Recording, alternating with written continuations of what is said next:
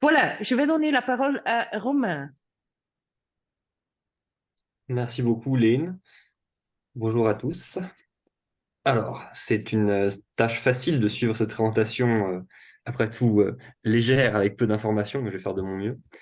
Est-ce que je vais partager mes slides? Vous me dites quand vous les voyez, s'il vous plaît.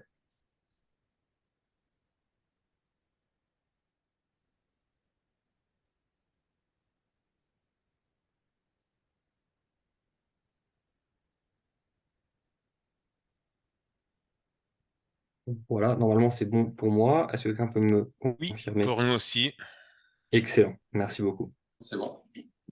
Alors, enchanté. Donc, Romain Giton-Rivière, je suis consultant chez FreeE et en particulier membre du consortium qui conduit le secrétariat Clean Energy for EU Islands, qui est une initiative de l'Union européenne, de la Commission européenne en particulier, et qui partage des membres avec le consortium Green Overseas, dont FreeE, ThinkE et Econolair, ainsi que d'autres acteurs. Et dans ce cadre-là, on a travaillé depuis 2018 avec une bonne quantité d'îles de l'Union européenne, certaines qui sont également des territoires d'outre-mer, des collectivités d'outre-mer francophones, anglophones ou autres, pour lesquelles on a fait du soutien concret, de l'assistance technique, des webinaires, des ateliers en ligne, en personne, publié un certain nombre de ressources à ce jour, et également conduit des analyses régulatoires, à la fois un inventaire de ce qui est mis en place vis-à-vis de l'énergie verte dans les îles, une analyse des barrières, des recommandations, et actuellement en cours, une étude des réseaux électriques. Donc, Clean Energy for EU Islands, on a un bon paquet de choses en commun avec ce qui est fait dans ce programme-là, de Green Overseas, puisqu'on vise particulièrement l'installation d'énergie verte dans les îles, mais également tout ce qui va être efficacité énergétique euh, est un bienfait bienvenu, puisque comme ça a déjà été dit, le meilleur kilowattheure, c'est celui qu'on ne consomme pas, et il y a évidemment des synergies à toutes les étapes de la mise en place d'énergie. Dans ce cadre-là, on a publié il y a 2 ans un petit document, quelques 200 pages, une étude sur 7 pays européens et les barrières réglementaires pour la mise en place d'énergie verte dans leurs îles. Alors hélas, il n'y a pas la France dans ce document, euh, mais vous voyez le résumé ici. On peut vous envoyer le lien dans le chat. Euh, les 6 barrières qui ont été mises en avant euh, sont quasi universelles. On a globalement un certain nombre de sujets qui sont communs à tous les pays. Et comme vous voyez sur la carte de droite, c'est l'ordre dans lequel ces barrières sont citées qui va varier d'un pays à l'autre.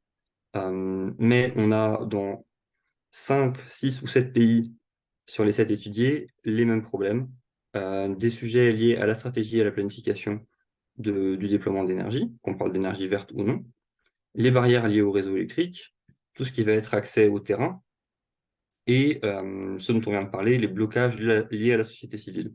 Ça, c'est la partie un petit peu plus floue, puisque ça peut être à la fois le syndrome NIMBY, des oppositions de la société à des projets d'énergie verte, ou de lignes de transmission, ça peut être différentes choses. Et on a enfin 2 barrières qui sont, elles, pour le coup, dans 4 pays sur les 7, à savoir des complexités d'autorisation environnementale, urbanisme, les deux, et une mauvaise prise en compte des besoins des îles. Ça peut être dans le cadre de la régulation, ça peut être dans le cadre du système de prix. Merci beaucoup, Ricardo, pour le lien dans le chat. Et donc, on a fait toute cette analyse-là, on a formulé des recommandations et fait un tour d'horizon des barrières réglementaires, mais on s'est également rendu compte que les barrières les plus prenantes, il y avait les réseaux électriques. Et fort de cette conclusion, si j'arrive à passer à la slide suivante, non, très bien.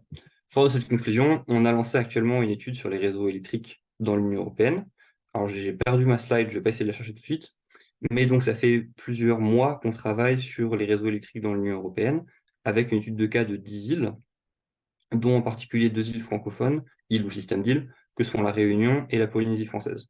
Donc ces 2 cas que je vais parler, que je connais un petit peu mieux, et dont je vais parler un petit peu plus en détail. Mes excuses pour les représentants de Saint-Pierre-et-Miquelon, de Wallis-et-Futuna ou de la Nouvelle-Calédonie, qui vont forcément être un petit peu moins mentionnés. J'essaie d'être aussi large et inclusif que possible, mais simplement du fait des quelques mois de travail particulier sur certaines îles, ça va être un petit peu déséquilibré à ce niveau-là. Ce dont on voudrait parler aujourd'hui dans la réglementation énergétique pour les collectivités d'outre-mer, dans la réglementation énergétique, particulièrement celle qui vise à favoriser l'efficacité énergétique, le déploiement d'énergie renouvelable, il y a des domaines généraux qui sont les mêmes, peu importe où on est. La sécurité d'approvisionnement énergétique, c'est une contrainte, un objectif pour tout le monde. L'efficacité énergétique, la baisse de la consommation d'énergie, pareil, ça va concerner tout le monde où qu'on soit dans le monde. Et puis, on a des choses qui vont être un petit peu plus spécifiques, un petit peu plus prenantes quand on est sur des territoires, des collectivités d'outre-mer. L'approvisionnement en carburant est beaucoup plus complexe que sur le continent. La fiabilité du réseau électrique, de par l'absence d'interconnexion avec un continent qui pourrait nous dépanner, fait qu'il faut aller porter une attention très particulière.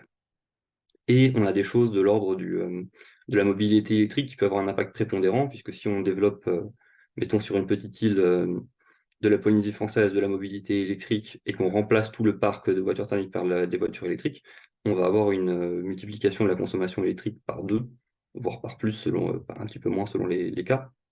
Mais donc on a vraiment des points qui sont en plus des préoccupations classiques, et donc ça vaut tout à fait le coup de s'intéresser à la réglementation énergétique pour les collectivités d'outre-mer ou pour les îles, et c'est en cela que je vous fais cette présentation en tant que consultant du secrétariat Clean Energy for EU Islands, puisqu'on a beaucoup de choses qui vont être similaires sur différentes îles. Évidemment, comme ça a été très bien dit tout à l'heure, les choses sont très très différentes d'une île à l'autre, entre celles qui ont des besoins de chauffage, celles qui ont des besoins de climatisation, celles qui ont besoin, les besoins les deux selon les saisons. On n'a absolument pas les mêmes préoccupations, pareil selon la diversité des ressources sur place, mais on a quand même des conclusions communes, et c'est celle-là que je vais essayer de mettre en avant aujourd'hui. Voilà, donc ce que je vous disais, c'est tout à l'heure, c'est la timeline de notre étude actuelle, qui a commencé donc en avril 2023 sur les réseaux électriques et les barrières qui sont liées qu'ils représentent pour l'intégration d'énergie verte pour les îles. Donc on a fait quelques mois de recherche et d'interview. Dans ce cadre-là, on a parlé particulièrement avec des acteurs français nationaux, que sont la CRE, EDF, et des acteurs réunionnais et polynésiens, dont le service des énergies et les opérateurs de réseaux polynésiens, ainsi que quelques développeurs privés d'ENR, et des opérateurs de réseau et régulateurs de Grèce, j'ai mis la Grèce 2 fois, d'Espagne, d'Italie et du Portugal. Donc on a une certaine richesse d'informations. Je vais essayer de sélectionner les plus pertinentes pour vous. Vous me direz après coup s'il manque des choses, s'il y a des clarifications. Je reste tout à fait disponible après la présentation pour poursuivre la discussion. Le cadre réglementaire français, vous le connaissez mieux que nous, mais un petit tour d'horizon pour montrer la complexité, ne serait-ce que d'établir un langage commun. Vous avez, donc ça c'est un schéma de la Commission régulatoire de l'énergie française. Vous avez en rouge les territoires qui sont sous son égide, les zones non interconnectées, les ZNI, et les îles qui sont plus ou moins sous son égide, notamment la Polynésie française, qui n'est pas dans le périmètre de la CRE, mais avec qui la CRE travaille à titre de conseil, si j'ai bien compris. La Nouvelle-Calédonie, pareil, qui n'est pas du tout dans le giron de la CRE, mais qui est quand même une collectivité d'outre-mer qui partage beaucoup de points communs, mis à part son statut vis-à-vis de la CRE, avec d'autres îles. Donc on a vraiment une diversité d'îles, ne serait-ce que par la situation géographique ou par la situation administrative. Et je vais essayer de ne pas trop me tromper entre ce qui est zone non interconnectée au sens de la CRE, ce qui est collectivité d'outre-mer, ce qui est région d'outre-mer. Mais pardonnez-moi si jamais il y a des mélanges des statuts administratifs qui se produisent. Le cadre réglementaire français pour l'énergie, que ce soit efficacité énergétique ou énergie verte, il est très large, évidemment. Le document peut-être le plus important, c'est la planification pluriannuelle de l'énergie française, qui est complétée et poursuivie par plusieurs lois, notamment la loi pour la transition énergétique ou pour l'accélération de la production d'énergie renouvelable de 2015 et 2023 respectivement. On a ensuite évidemment le code de l'énergie qui est modifié et encadré par des directives européennes. On a le mécanisme que beaucoup d'entre vous connaissent mieux que nous, qui est celui de la péréquation tarifaire, dont bénéficient les zones non interconnectées présentées sur le graphe précédent. Donc, pas la Nouvelle-Calédonie ou la Polynésie, par exemple. En termes d'efficacité énergétique, il y a des réglementations clés également, notamment en termes d'efficacité énergétique des bâtiments, avec tout le paysage des réglementations thermiques de 2005, de 2012, la RE 2020 actuellement en vigueur pour les constructions neuves, et des équivalents locaux, notamment la réglementation polynésienne, pour l'efficacité thermique des bâtiments, pardon, l'efficacité énergétique des bâtiments.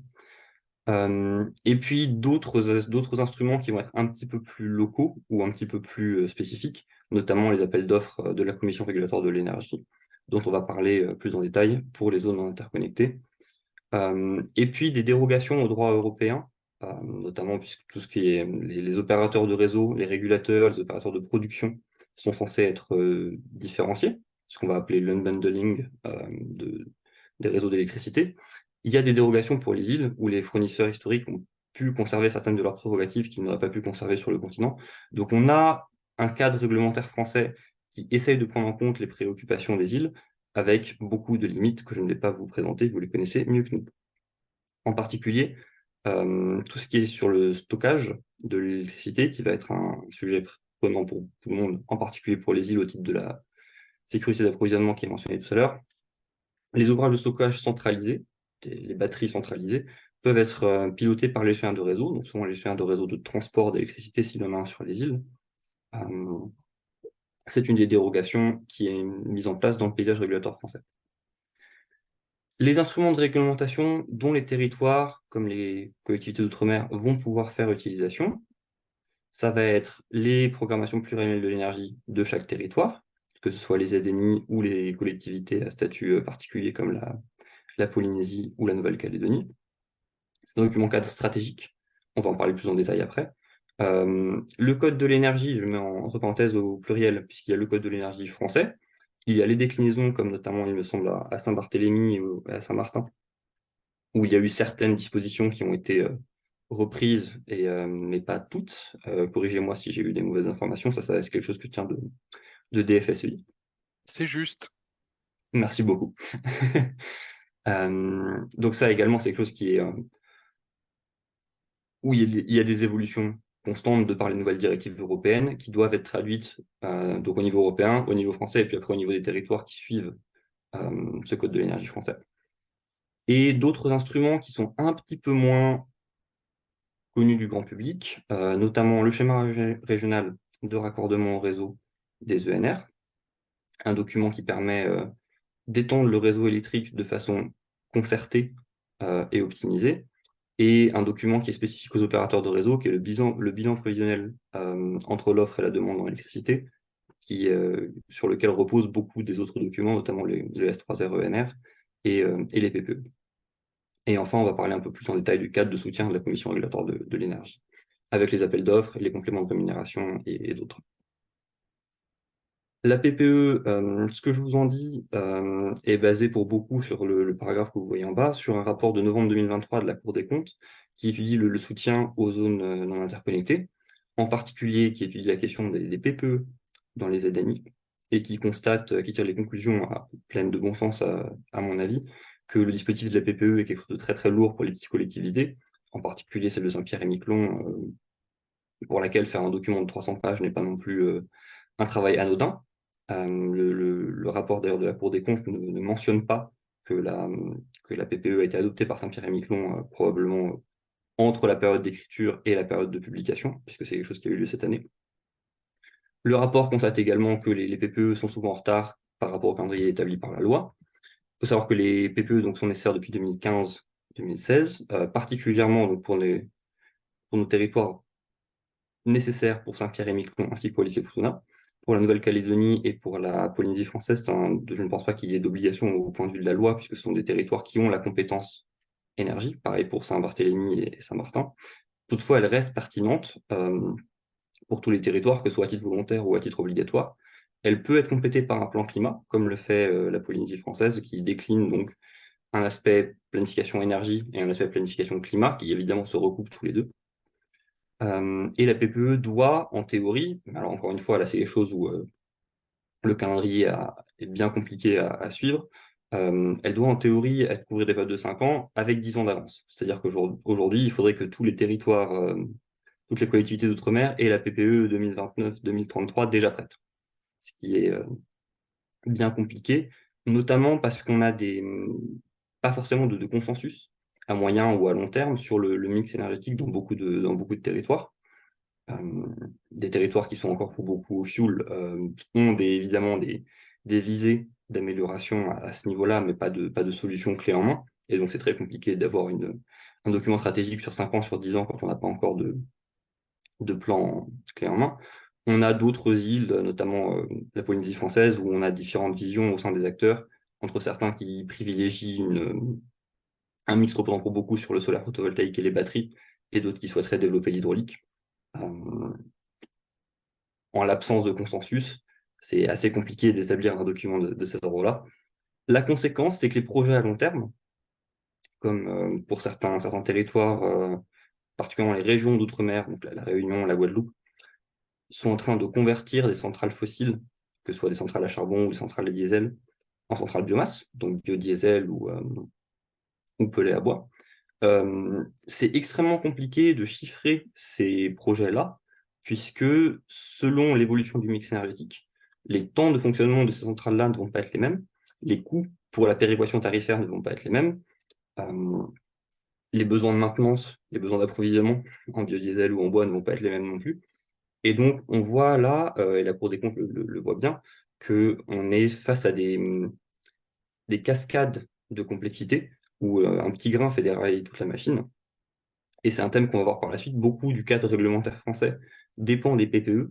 Et on est donc dans des situations où, puisque les PPE sont en retard, compliqués à établir, pas forcément adaptés aux îles, tout le cadre réglementaire va être complexifié par rapport à ça. Ça ne veut pas dire qu'il n'y a pas de solution. On va essayer de mettre en avant les pistes de bonnes actions, mais ce n'est pas pour autant évident.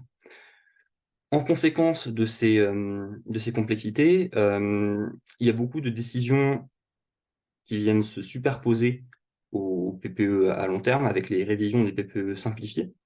Et alors, un bon exemple pour ça, ça va être en Guyane française, la centrale électrique de l'Ouest guyanais, qui n'était pas inscrite dans la PPE de 2018, je vous dis peut-être des bêtises.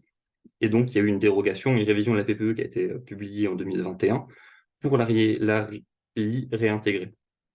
Et donc, on est sur des choses qui se font au coup par coup, au cas par cas, quand on a un grand projet qui vient se mettre en place. On modifie a posteriori, et donc on n'a pas de visibilité à moyen terme, ce qui va complexifier les travaux de beaucoup d'autres services, de beaucoup d'autres acteurs. Hors de France, évidemment, il y a des équivalents de la planification de l'énergie. Pour les îles espagnoles, l'équivalent de la PPE s'est révélé, si la Cour des comptes qualifie la PPE d'inadaptée pour les îles françaises, l'équivalent régulatoire espagnol est encore moins adapté pour les îles Canaries en particulier, qui ont déclaré un état d'urgence énergétique à la suite de cet été. Une des façons dont le cadre régulatoire aux Canaries est défaillant, c'est que le prix est dépendant uniquement de la demande au cours de la journée et absolument pas de la production. C'est-à-dire que le prix de l'électricité sur le marché des Canaries est très élevé le soir, lors de la pointe du soir, ce qui n'est pas absurde, mais on n'a absolument pas de répercussions sur le consommateur de l'électricité bon marché avec la quantité d'énergie qui est produite par le solaire à midi. Ce qui veut dire quelque part, on encourage un gaspillage d'énergie disponible et on n'encourage absolument pas le stockage ou la bonne répartition de l'énergie qui est là. Donc on a d'autres îles, d'autres territoires qui ont des difficultés bien peut-être même pires, mais il ne s'agit pas de classer ou de faire un concours. Des cadres réglementaires pas tout à fait adaptés aux îles, il y en a. Ça traduit ce que je vous montrais tout à l'heure sur la mauvaise prise en compte des besoins des îles dans les paysages réglementaires européens. Une autre façon dont ça se manifeste, ça peut être en Irlande. Les îles irlandaises, elles, sont pour beaucoup interconnectées au réseau irlandais, ce qui est un atout, mais ce qui veut également dire qu'elles ne disposent pas des outils type ZNI de la Creux, puisqu'elles sont interconnectées et sont donc juste vues comme des extensions un petit peu compliquées à prendre en compte. et elles ne sont pas consultées. Pour l'établissement des lois nationales, il n'y a pas de section spécifique aux îles, ce qui veut dire que leurs besoins sont complètement au second plan. Donc si ces deux exemples-là sont des exemples de situation améliorable, un exemple de bonne pratique, ça va être la Grèce, où là, pour le coup, il y a des planifications nationales pour les îles à long terme. Il y a notamment ce qui tient lieu de PPE, c'est le Plan national pour l'énergie et le climat 2021-2030, qui vient se décliner en un plan de développement du réseau électrique à 10 ans, qui est élaboré par les opérateurs de réseau. Ça, c'est quelque chose qui est assez commun, le 10-Year Development Plan. C'est des documents que beaucoup d'opérateurs de réseau d'électricité, qu'on parle de transport ou de distribution, produisent.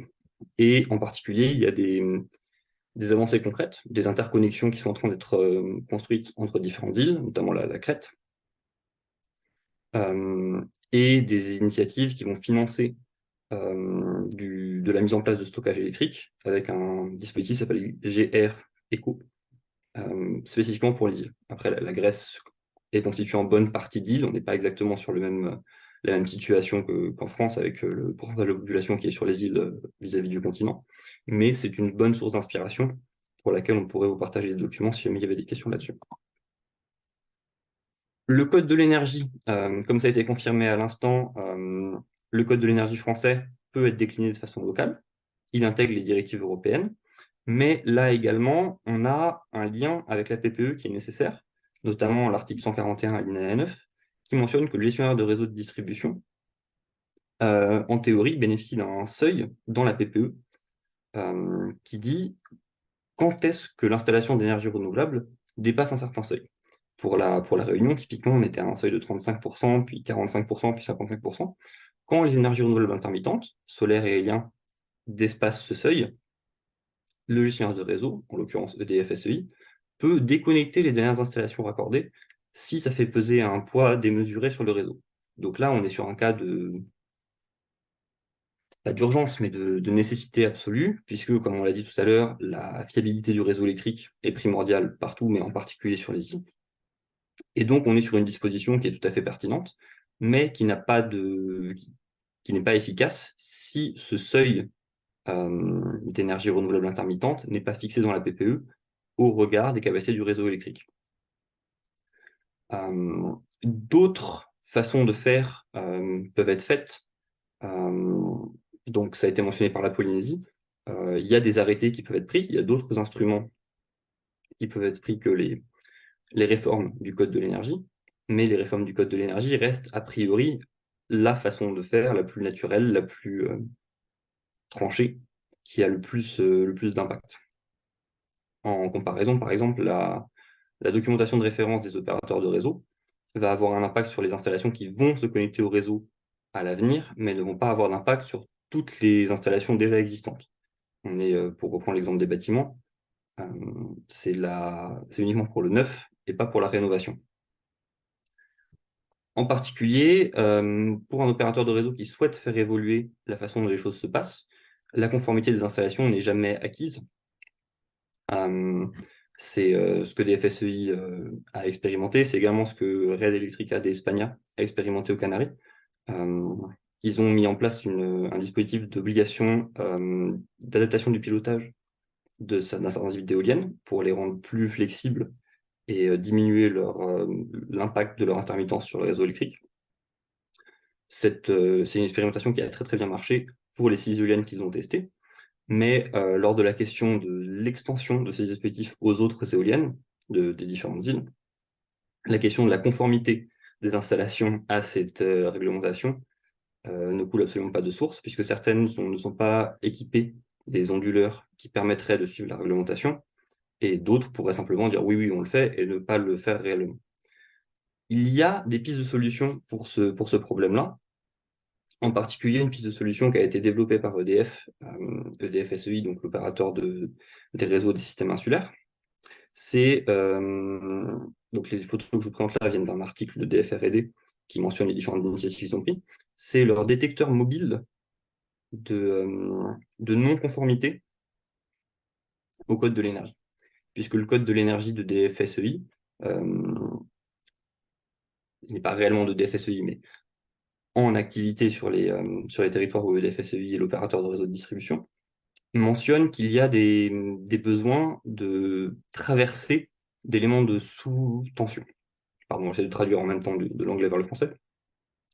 Donc, un des sujets particuliers, c'est si jamais on a une sous-tension, typiquement un générateur diesel qui lâche, ça peut avoir des conséquences sur tout le réseau électrique, notamment sur mettons, les systèmes photovoltaïques. Et quand on a un événement comme ça, le code de l'énergie mentionne comment les panneaux photovoltaïques doivent se comporter pour s'assurer que personne n'est en danger, particulièrement un électricien qui viendrait remettre en marche un système électrique qui aurait lâché suite à l'événement. Et pour tester si les installations suivent réellement ces provisions du code de l'énergie, EDF SEI a ce prototype que vous voyez à gauche, donc c'est un long camion avec différents instruments électriques dessus. On est quand même sur quelque chose de relativement compliqué, mais qui n'est pas non plus inimaginable. Et ils emmènent ce camion sur différents sites, en Guadeloupe, et je crois qu'il y en a un autre en Corse. Typiquement, ce que vous voyez en bas à droite, c'est une sous-station, une interface entre le réseau de distribution et le réseau de transport, et le camion vient et crée artificiellement un défaut sur le réseau électrique du site pour voir si le site réagit bien aux provisions du code de l'énergie. Donc, le message ici, c'est il y a un code de l'énergie, il n'est pas toujours adapté. Pour certains endroits, il date d'il y a plusieurs décennies. Dans ce cas-là, il faut le réformer. C'est ce que fait actuellement la Polynésie française, où, sauf erreur, la réforme du code de l'énergie est presque achevée. Il reste, si j'ai bien compris, 2 titres à modifier sur ceux qui étaient déjà existants. Et cette modification de la réglementation peut s'accompagner d'une consultation des opérateurs, des acteurs présents sur le réseau, et dans certains cas de contrôle pour vérifier que les provisions sont bien suivies. Un autre document un petit peu plus poussé, ça va être le schéma de raccordement au réseau. L'idée, c'est que si on a un nouvel acteur qui vient mettre des panneaux solaires à quelques kilomètres du réseau d'électricité, il est censé, en théorie, payer l'extension seul. Et après, tous les autres qui viennent après lui vont bénéficier de cette extension de réseau que le premier aura financée gratuitement. Le S3R permet d'éviter ce problème-là, puisque on déclare les différents projets qui vont avoir lieu dans les années suivantes. L'opérateur de réseau fait ses plans d'extension du réseau en fonction et facture les coûts à tous les acteurs. C'est un instrument d'égalité relativement classique. Dans l'Hexagone, c'est mené au niveau régional. C'est également mené sur les régions d'outre-mer. Je ne suis pas sûr que ça existe sur les collectivités d'outre-mer. C'est quelque chose, n'hésitez pas à me dire si vous avez de l'expérience à ce niveau-là parmi les participants. À Saint-Barthélemy, ça n'a pas de sens particulier en fait, parce que le réseau est trop petit pour avoir ce schéma. D'accord, il n'y a pas d'extension d'actualité. Non, non, en fait, le réseau tel qu'il est aujourd'hui, il est renforcé un petit peu partout, pour à la fois en distribution et on va dire en moyenne tension, hein, on n'a pas de réseau haute tension, nous. Donc, il n'y a pas de logique d'avoir un S3R, ENR sur des petits territoires insulaires. D'accord, donc s'il y a des besoins de modification, c'est du câblage à tirer pour un consommateur, un producteur, mais pas non plus. C'est ça exactement. Ouais. À Wallis et D'accord, bah, Futuna, merci s'il y a beaucoup. extension, c'est le territoire qui participe. Je vous demande pardon? Je dis oui. À Wallis et Futuna, s'il y a extension de réseau, c'est le territoire qui prend en charge une partie de l'extension. Donc, et ensuite, c'est la collectivité, en fait, qui prend en charge. D'accord. Et est-ce qu'il y a un formulaire spécifique pour en faire la demande ou c'est quelque chose qui est fait au cas par cas? Non, alors c'est fait en fonction donc c'est avec EWF, c'est en accord avec EWF qui a besoin d'étendre le réseau, notamment pour connecter les futures centrales, par exemple, photovoltaïques. Et là, c'est pris en charge par le territoire. D'accord, donc là c'est une autre démarche. Plutôt que de mutualiser les Ouais, coûts, c'est un service public ouais, voilà. qui est Parce qu'en chapeauté. fait, on est coactionnaire, le territoire est coactionnaire dans la société, c'est pour ça. D'accord. Merci beaucoup à vous deux pour ces précisions. Donc effectivement, là vous voyez encore en quoi le cadre réglementaire que je vous présente n'est pas tout à fait, ne prend pas en compte toutes les spécificités de chacun des territoires et gagne à être précisé, étendu, raffiné. Et donc pour les opérateurs de réseau, La base de ce genre de schéma, des PPE, des S3R, des SRADET si on parle d'autres de régions du continent, ça va être le bilan prévisionnel sur 10 ans de l'évolution de l'offre d'électricité, l'évolution de la demande en électricité, typiquement les augmentations de consommation liées à la population, aux nouveaux usages, la dégradation des équipements existants, les besoins de renforcement du réseau. Et ce bilan prévisionnel, s'il est comme souvent mené uniquement par le gestionnaire de réseau, il peut amener à certains défauts. La CRE, typiquement, qui est capable de porter un regard critique sur ces bilans, mentionne souvent des surdimensionnements, des risques de surdimensionnement du parc de production électrique, puisque les opérateurs de réseau vont voir des risques de dégradation des installations, vont voir les renforcer parfois outre mesure, et on a besoin d'un contrepoids, typiquement la CRE. Mais ces bilans prévisionnels-là ne peuvent être surdimensionnés en toute impunité, si j'ose dire, que s'ils ne sont pas après saisis par la collectivité, s'il n'y a pas de consultation, de discussion, de formation des pouvoirs publics qui vont leur permettre de se saisir des conclusions du bilan prévisionnel pour l'intégrer, mettons, dans la PPE, dans les documents cadres. Et donc, c'est quelque chose où on a pour beaucoup de territoires, un opérateur relativement tout-puissant qui est le seul à pouvoir réellement savoir de quoi il parle quand il donne des conclusions de bilan prévisionnel ou d'autres documents de cet ordre-là.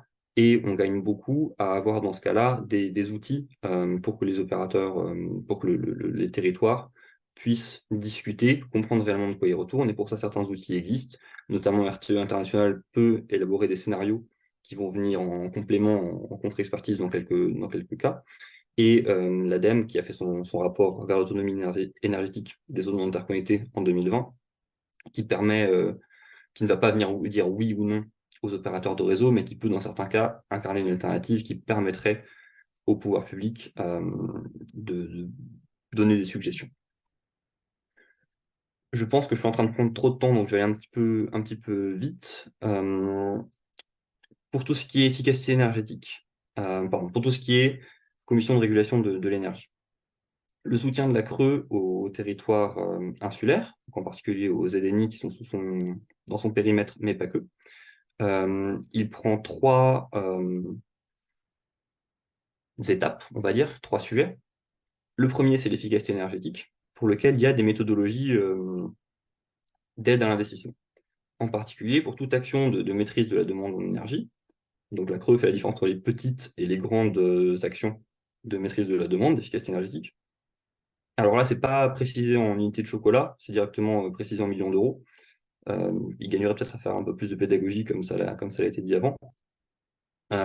L'idée, c'est que les zones non interconnectées peuvent, encore une fois, c'est quelque chose qui est censé figurer dans la PPE, mais il y a des dérogations qui sont possibles.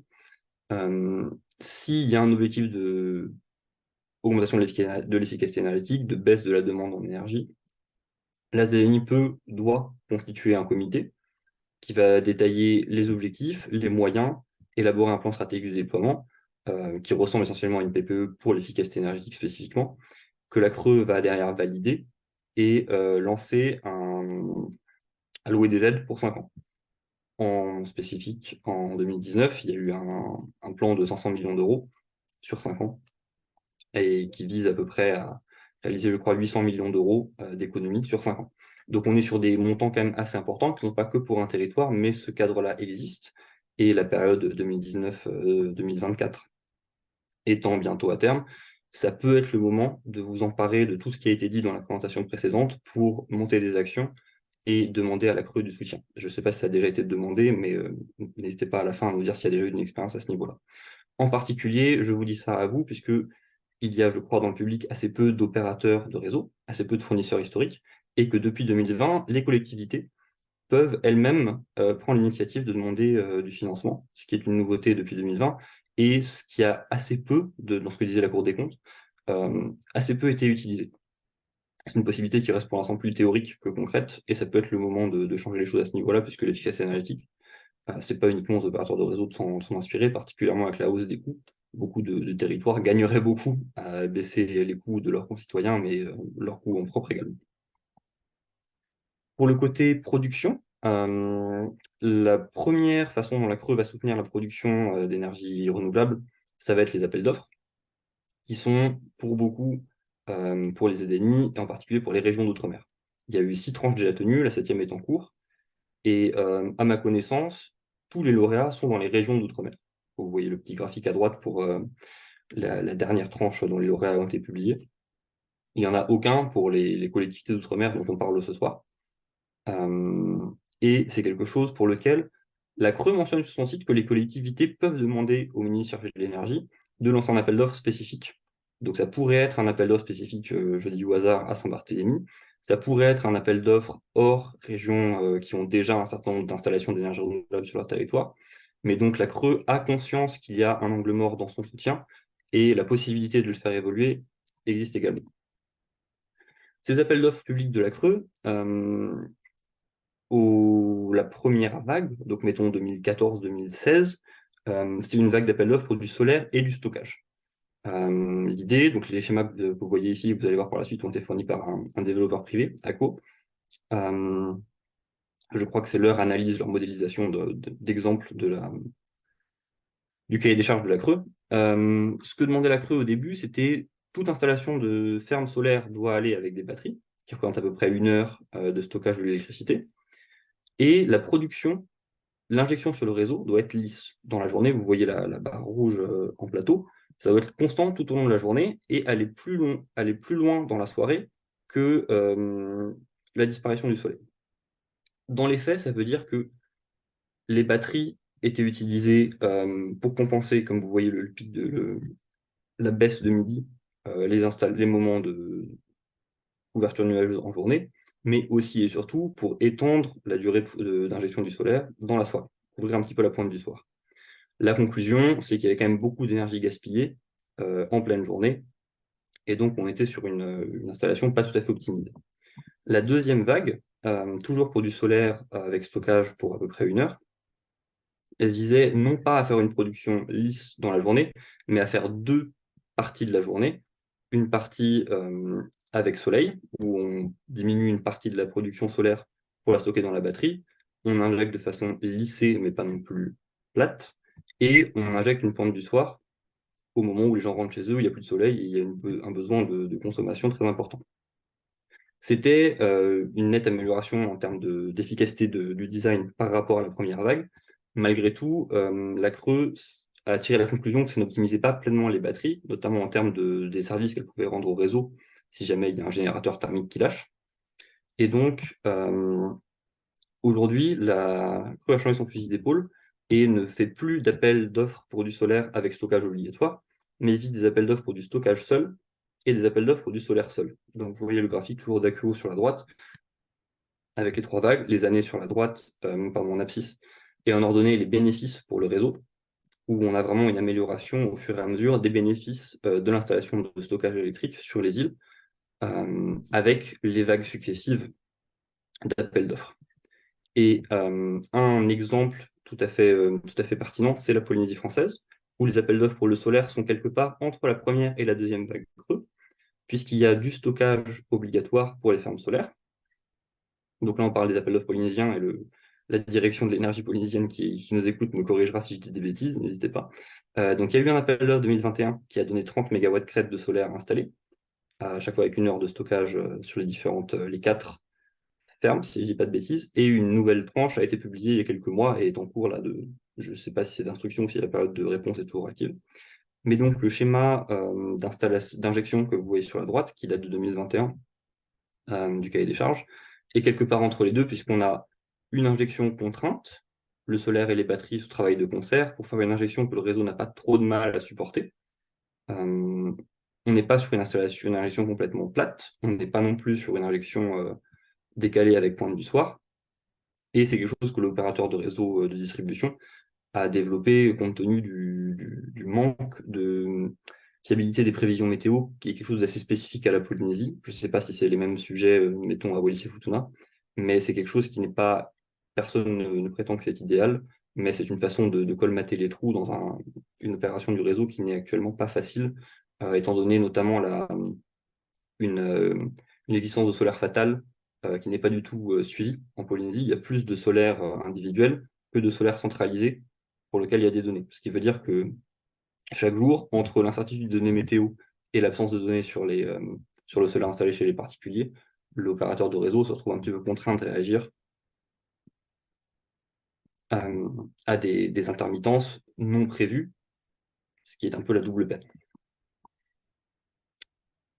Et en plus des appels d'offres et du soutien de l'efficacité énergétique, la CRE soutient les installations de production au titre de la péréquation tarifaire dans deux autres types de façons de faire, les contrats gré à gré que les opérateurs de réseau signent avec les producteurs d'électricité ou d'autres énergies pour leur approvisionnement, et les obligations d'achat, quand il y a sur certaines îles des obligations d'achat de la part du réseau d'électricité envers certaines énergies, typiquement des panneaux solaires d'une certaine taille, le réseau peut être dans l'obligation de racheter l'électricité produite. Ce soutien-là de la part de la CRE, typiquement, il garantissait une rémunération fixe jusqu'en 2020. C'était 11% de rémunération du capital, quoi qu'il en soit. Puis en 2020, la date n'est pas anodine. Compte tenu des évolutions brutales des prix de l'électricité, il y a eu besoin d'adapter ce taux-là pour éviter une rente complètement démesurée de certains producteurs et pour éviter que le taux de rémunération ne soit pas trop faible également. Et donc actuellement, quand on a un développeur privé qui vient installer, mettons, des éoliennes, comme c'est le cas de Vernier à Wallis et Futuna, il va fournir un dossier à la CRE qui va évaluer le besoin de rémunération et qui va fixer un taux qui vise quand même autour des 10%, on n'est pas sur un ordre de grandeur complètement différent, qui vise une rentabilité stable, mais ni absurde, ni trop basse, et qui souhaite permettre le développement d'électricité renouvelable, d'énergie renouvelable en général, sur les îles. Encore une fois, c'est quelque chose qui est censé être encadré par la PPE. Ces installations-là doivent être inscrites dans la PPE pour que la CRE accepte de les évaluer, en théorie. Dans les faits, puisque la CRE est au courant de la difficulté d'élaborer des PPE, et ça c'est déjà fait que la CRE accepte de soutenir des installations qui n'étaient pas inscrites. Je crois que les gens commencent à nous quitter tellement j'ai été long. Merci beaucoup à vous pour votre attention pendant, je pense, c'est bien 30 minutes. Et s'il y a des questions actuellement sur l'une ou l'autre des parties, je pense que ça peut être le moment. Oui. Est-ce qu'il y a des questions pour Romain? Il y a plein de trucs dans son présentation, donc n'hésitez pas.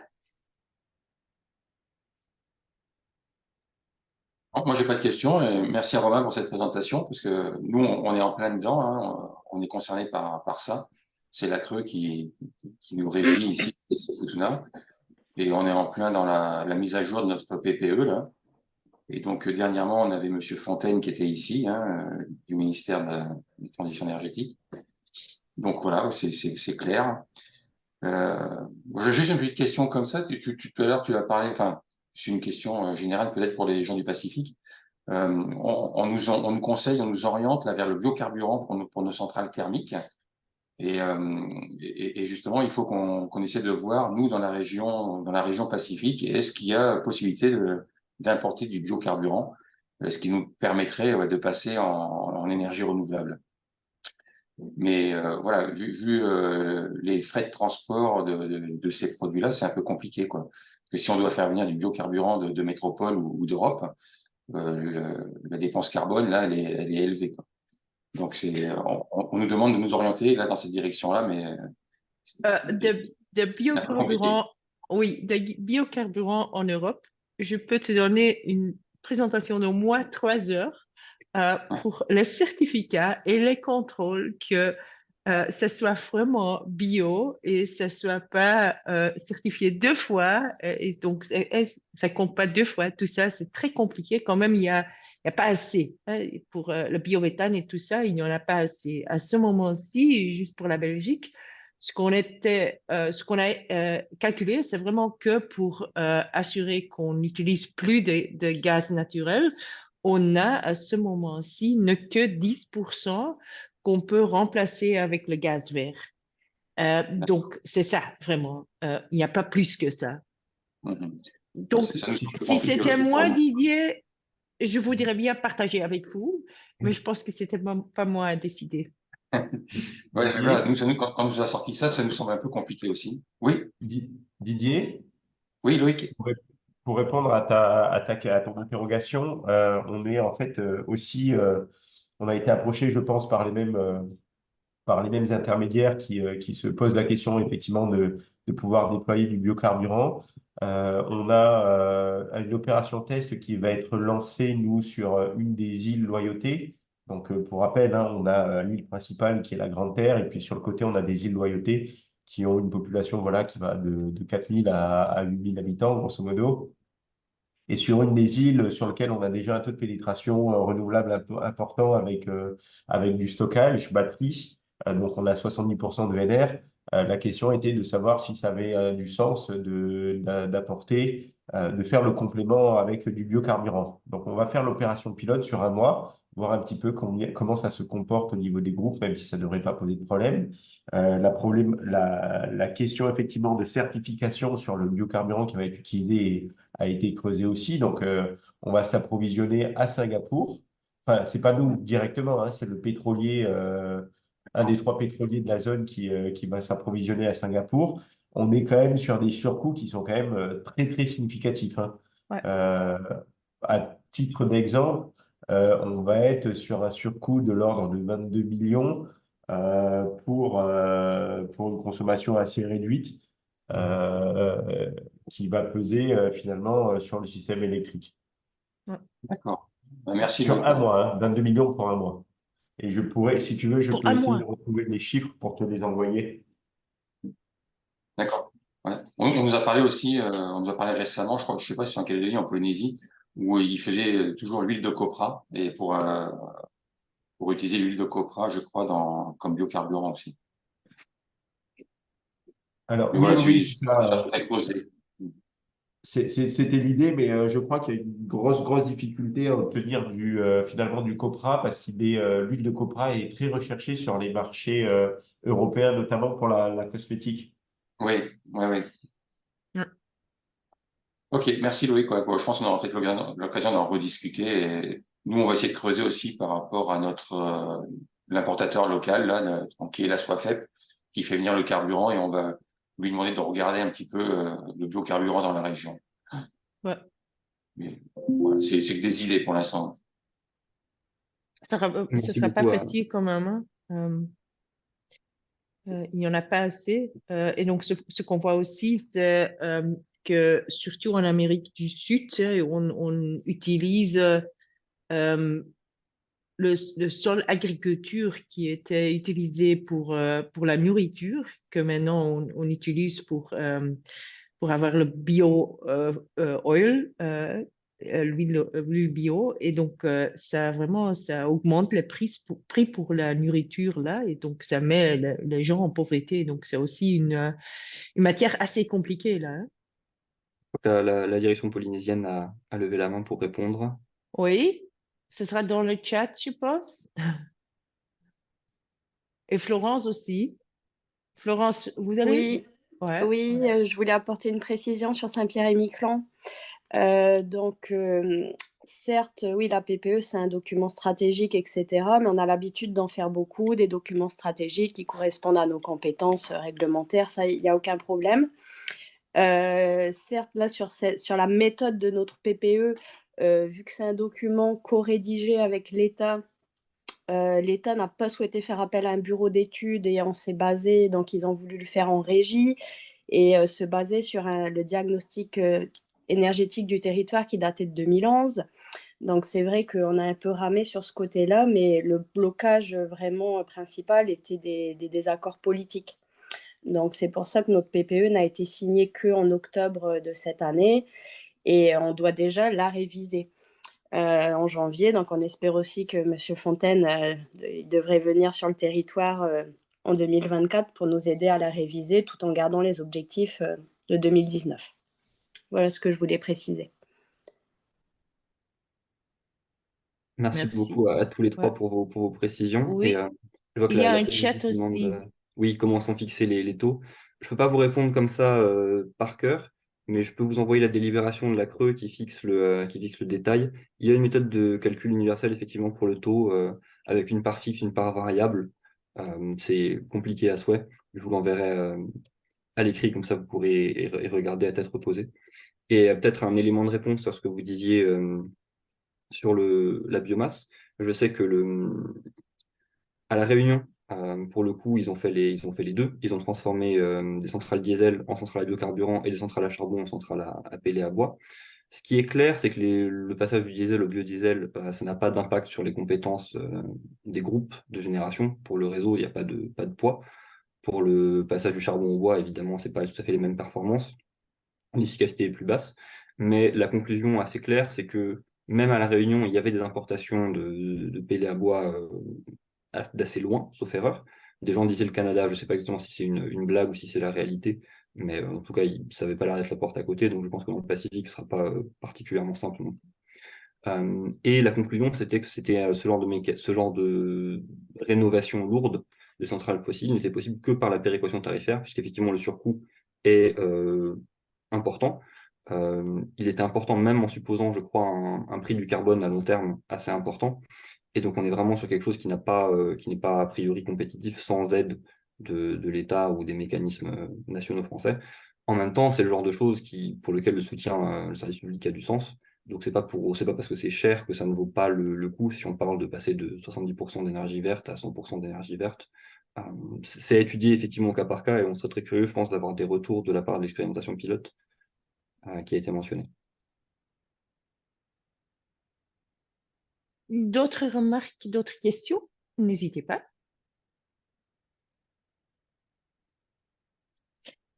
Sinon, ce sera la fin du online training. Pour moi, c'était un honneur pour être ici. C'était au début un peu difficile pour trouver ce qu'il faut faire, ce qu'il faut pas faire. Mais je pense que maintenant, vraiment, c'était toujours euh, très, j'étais très heureux de vous voir chaque soir. Didier avec le collier qui n'est pas là aujourd'hui ni hier, quand même. J'ai vraiment appris d'apprécier toute l'équipe là, tous les gens qui participent. Donc, vraiment, un grand merci de notre côté et on se voit normalement dans le workshop. S'il y a quelque chose, s'il y a un document que vous voulez avoir traduit, n'hésitez pas. Vous avez les contacts de Ricardo, normalement aussi de Laura et tout ça. Donc, n'hésitez pas, on est là pour vous aider. S'il y a des trucs que vous voulez avoir sur le programme du workshop, aussi, n'hésitez pas.